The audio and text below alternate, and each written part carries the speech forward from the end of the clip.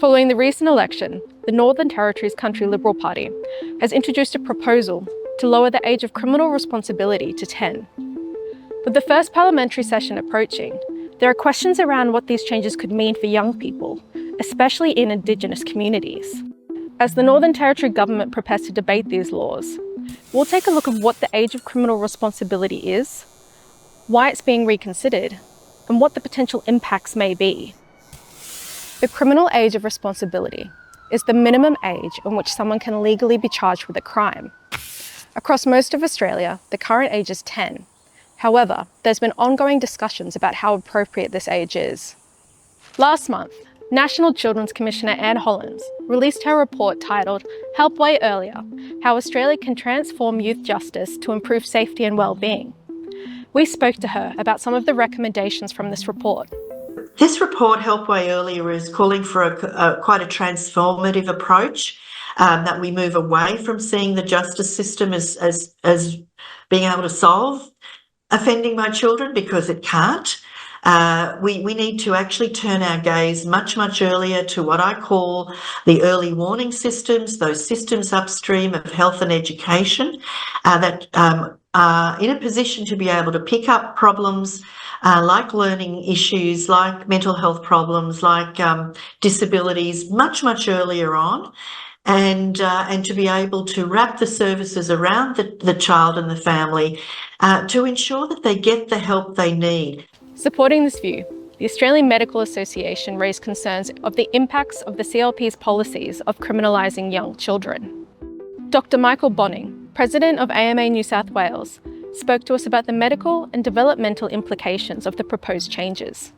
Any policy that focuses on criminalising the behaviour of young children, children who are often only in year 4, is likely to be completely at odds with the evidence and our understanding of what is good for child development, but also what is good for actually making them into older and adult members of our society who have constructive and well-engaged lives.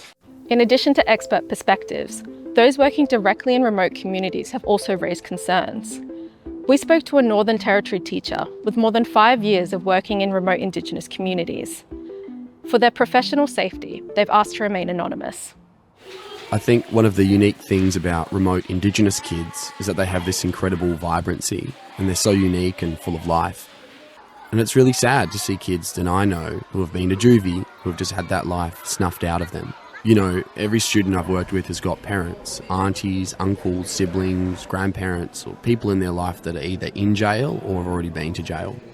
It almost becomes so normalised that it doesn't act as a deterrent anymore. I think that's incredibly sad, that we're seeing a generation of kids growing up thinking that this is their future and that's all they have to sort of look forward to. I also think it's incredibly disruptive to their education, and we know that education is one of the key ways that people can bring themselves out of poverty and break, generational trauma and cycles of abuse. And to take kids out of their community, out of their homes and out of their schools is detrimental to their ability to learn and become educated and improve their lives.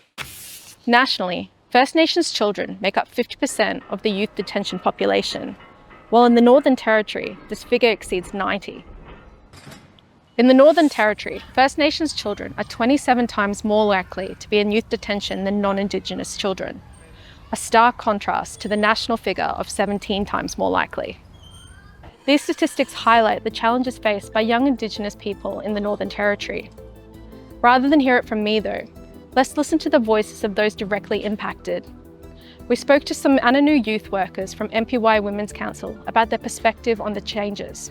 I think the better idea is better than the government giving more funding to fix more jails and more policemen to join the police force. It's like putting more funding to do a youth programs out in the community, as in youth programs that could keep them busy out community and better than coming into town. And the youth program could be run by Aboriginal peoples, Yeah.